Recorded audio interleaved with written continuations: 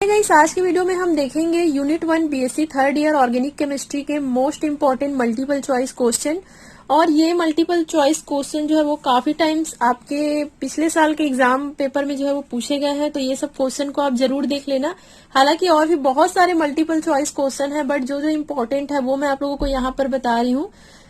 तो हमारा ये नोट्स, ये जो यूनिट है वो हमारा पूरा कंप्लीट हो चुका है। इसके पूरे नोट्स आप लोगों को BSc third year organic chemistry के प्लेलिस्ट में जो है वो मिल जाएंगे, या फिर ऑर्गेनोमेटलिक कंपाउंड का अलग से प्लेलिस्ट बना हुआ है, वहां पर भी सारे नोट्स आप लोगों को मिलेंगे। एक चीज और कहना चाहती हूँ गाइस, लास्ट टाइम मैंने जो आप लोगों को कीटो इनॉल टॉटोमेरिज्म के बारे में बताया था, वहां पे मैं ये जो एसिटिल एसीटोन का जो फॉर्मूला है उसमें मैं एक ऑक्सीजन एटम लिखना भूल गई हूँ, तो आप लोग इसे ऐड जरूर कर लेना। जैसे कि आप यहाँ पे देख रहे हो CH2COOCH3 है, तो यहाँ पे मैं जो है वो COCH3 लिखी हूँ, जबकि यहाँ पे COOCH3 आएगा। तो यहाँ पे एक ऑक्सीजन जो है वो आप और ऐड कर लेना, तो इसे जो है वो आप थोड़ा ध्यान जरूर देना। अब चलिए स्टार्ट करते हैं। सबसे पहले हम ऑर्गेनोमेटलिक कंपाउंड चैप्टर से जो है वो देख लेते हैं। सबसे पहला क्वेश्चन है, निम्नलिखित में से कौन सा कार्ब धात्विक यौगिक है। मतलब यहाँ पे 4 ऑप्शन दिया हुआ है, इसमें पूछा गया है कि कौन सा कंपाउंड जो है वो ऑर्गेनोमेटलिक कंपाउंड है। तो इसका करेक्ट आंसर होगा, सबसे पहले तो ये जानिए कि ऑर्गेनोमेटलिक कंपाउंड होता क्या है। ऑर्गेनोमेटलिक कंपाउंड वो कंपाउंड होता है जिसमें जो मेटल होता है वो कार्बन, किसी न किसी एक कार्बन से जो है वो डायरेक्टली बॉन्ड बनाए रहते हैं। तो सब चीज को देख लीजिए, इसमें डायरेक्टली बॉन्ड जो है वो ये डी नंबर का ऑप्शन बना हुआ है, C2H5 4Pb। तो ये जो मेटल है वो डायरेक्टली कार्बन के साथ जो है वो बॉन्ड बनाए हुए हैं इन लोगों की अपेक्षा। तो ये आपका जो है वो, इसका आंसर जो है वो डी आएगा, और ये आपका जो है वो ऑर्गेनोमेटलिक कंपाउंड है। आंसर जो है वो डी आएगा, तो इस पे जो है वो आप टिक कर लीजिएगा। तो इस टाइप से क्वेश्चन जो है वो आपको मल्टीपल चॉइस क्वेश्चन में पूछे जाते हैं। आगे देखिए, ग्रिग्नार्ड रिएजेंट में मैग्नीशियम एंड ईथर के बीच कौन सा बॉन्ड होता है। तो ग्रिग्नार्ड अभिकर्मक के बारे में भी मैंने आप लोगों को अच्छे से बताया हुआ है। अगर आप लोगों ने ये पूरा यूनिट का वीडियो देखा हुआ है तो मल्टीपल चॉइस क्वेश्चन आप लोगों के लिए बहुत ज्यादा इजी हो जाएगा। तो इनके बीच जो है वो उप सहसंयोजी बॉन्ड होता है, आप ध्यान जरूर देना। बहुत बारे क्वेश्चन आ चुके हैं, ग्रिग्नार्ड रिएजेंट में मैग्नीशियम और ईथर के बीच कौन सा बॉन्ड होता है, तो इसका आंसर है उप सहसंयोजी बॉन्ड होता है।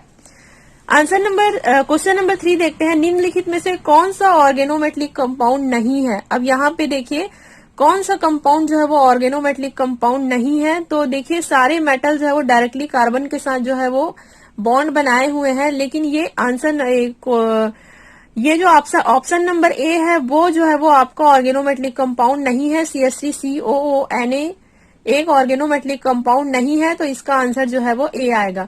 तो देखिए इस टाइप से क्वेश्चन बहुत पूछे जाते हैं, आपको ऑप्शन दे दिया जाएगा कौन सा ऑर्गेनोमेटलिक कंपाउंड है, कौन सा ऑर्गेनो सल्फर कंपाउंड है, कौन सा इनोलेट आयन है। तो ये सब चीज के बारे में आपको जो है वो पता होना चाहिए। आगे और भी क्वेश्चन देख लेते हैं, निम्नलिखित यौगिकों में ऑर्गेनोमेटलिक कंपाउंड को छांटिए। तो आपको इस तरीके से भी दे दिया जाएगा, एजुलिन, मोहर सॉल्ट, जीस सॉल्ट, सोडियम लैक्टेट। तो इसमें से कौन सा आपका ऑर्गेनोमेटलिक कंपाउंड है, तो इसका आंसर होगा जीस सॉल्ट। तो ये सब क्वेश्चन जो है वो पूछे जाते हैं गाइस। आगे हम और भी क्वेश्चन देख लेते हैं। थायो अल्कोहल का क्वथनांक संगत अल्कोहल की तुलना में होता है, निम्न होता है, तो इसका आंसर जो है वो निम्न आएगा। बराबर तो नहीं होता, उच्च भी नहीं होता, और इसका आंसर जो है वो आपका निम्न आएगा।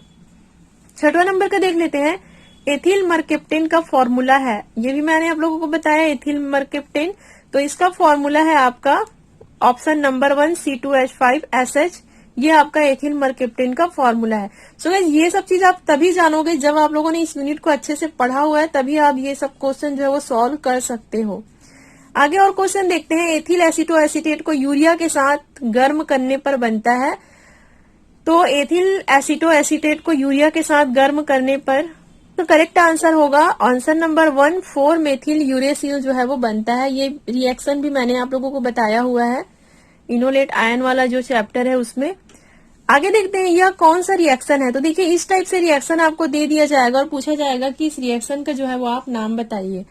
2CH3COO C2H5 Na के प्रेजेंस में यहाँ पे क्या हो रहा है, कंडेंसेशन रिएक्शन हो रहा है, संघनन की जो है वो अभिक्रिया हो रही है। ये रिएक्शन भी मैंने आप लोगों को बताया हुआ है, तो इसका करेक्ट आंसर होगा क्लेजन संघनन। क्लियर हुआ। तो देखिए इस टाइप से क्वेश्चन जो है वो पूछे जाते हैं, या फिर आपको कुछ कुछ केमिकल रिएक्शन पूछे जाएंगे और कौन कौन सा प्रोडक्ट बनता है, ये सब भी जो है वो आपको इस चैप्टर से पूछे जा सकते हैं, क्योंकि इस चैप्टर में पूरा रिएक्शन ही रिएक्शन है गाइस। तो रिएक्शन वाला आपको मल्टीपल चॉइस क्वेश्चन इसमें जो है वो ज्यादा पूछ सकते हैं। एंड अनसॉल्व से भी जो है वो आप तैयारी जरूर करना। तो इतना आज के लिए काफी है guys, and I hope you आज का वीडियो भी आपको समझ आया होगा। एंड इसके बाद कौन सा यूनिट हम स्टार्ट करें कमेंट करके जरूर बताएं।